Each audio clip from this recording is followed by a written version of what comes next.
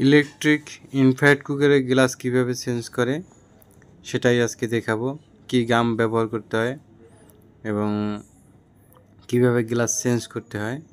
দেখেন গ্লাসটা এখান দিয়ে ফাটা, এপাশ থেকে ওপাশ পর্যন্ত পুরোটাই ফাটা, এই কর্নার থেকে ওপাশ পর্যন্ত পুরোটাই ফাটা। এটাকে আমরা খুলবো, আমরা একটা নাইফ চাকু ব্যবহার করব, যে কারণে খুলতে আমাদের সুবিধা হবে। আমরা যদি প্রথম কেউ খুলি তাহলে সাবধানতার সাথে খুলব, নতুবা হাত কোনোভাবে লেগে চাকুর সাথে কেটে যেতে পারে। খুব সাবধানের সাথে খুলতে হবে এবং গ্লাস ভাঙা গ্লাসে যেন হাত না লাগে সেভাবে কেয়ার রেখে এবার কাজ করতে হবে।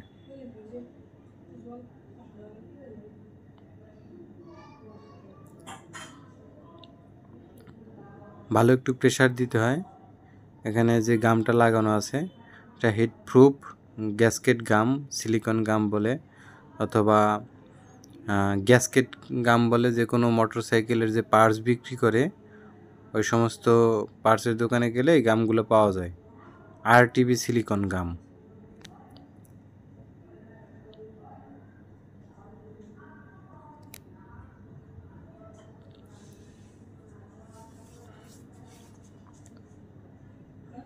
আমাদের গ্লাস খোলা হয়ে গেছে।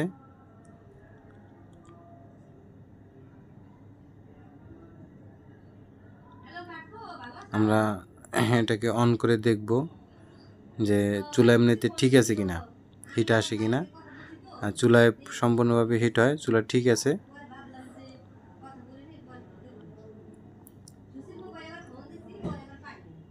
হ্যাঁ, চুলা আমাদের ঠিক আছে, আমরা গ্লাস লাগানোর জন্য প্রস্তুত করতে পারি।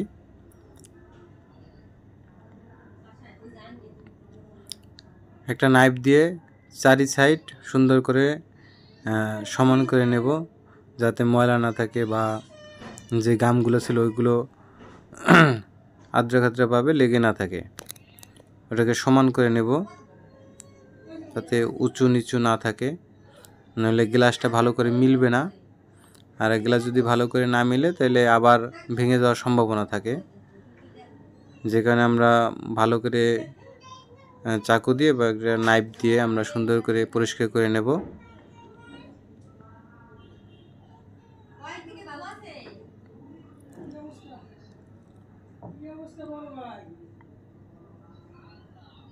আমরা একটা সুন্দর একটা ডাস্টার নেব, একটা শুকনা ন্যাকড়া বা ডাস্টার, এটা দিয়ে ভালো করে ক্লিন করে নেব। এখানে সুন্দর করে মুছে নেব।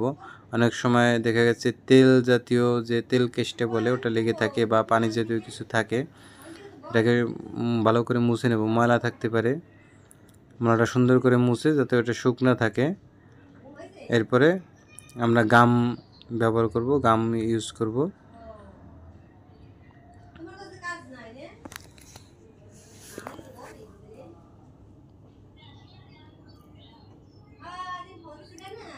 এই যে গামটা, এটা অ্যাভেলেবেল পাওয়া যায় যে মোটরসাইকেলের যে পার্টস বিক্রি করে ওই পার্টসের দোকানে গেলে এই গামটা অ্যাভেলেবেল পাওয়া যায়। এখানে আরটিবি সিলিকন গাম গিয়ে বললে দিয়ে দেবে। আমরা গামটি সুন্দরভাবে লাগিয়ে নেব।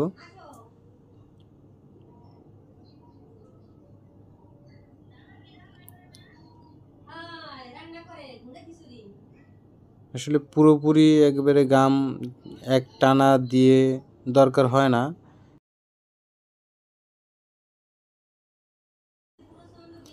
আমি যেভাবে দিচ্ছি এভাবেই ব্যবহার করি। আমরা অনেক গ্লাসই চেঞ্জ করি, সবগুলোই এই একইভাবে গাম দিই।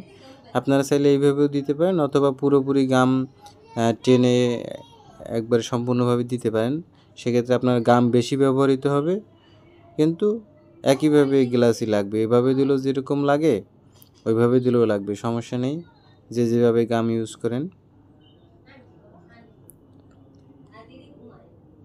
তো আমরা এবার গ্লাসটাকে এইভাবে লাগাবো। সেক্ষেত্রে আমরা এটার উপর কিছু একটা ওজন দিতে হবে যাতে গ্লাসটা সুন্দরভাবে চেপে থাকে। আমি 4টা ফ্যান দিয়েছি, সিলিং ফ্যান। প্যাকেট সহ ওজন দিয়ে দিয়েছি, যাতে মিনিমাম 2 থেকে 3 ঘন্টার মতো রাখতে হয়। এর ভিতর গামটা সুন্দরভাবে লেগে যায়, 2-3 ঘন্টা পর তুলে ফেলার সমস্যা হয় না। So thank you guys.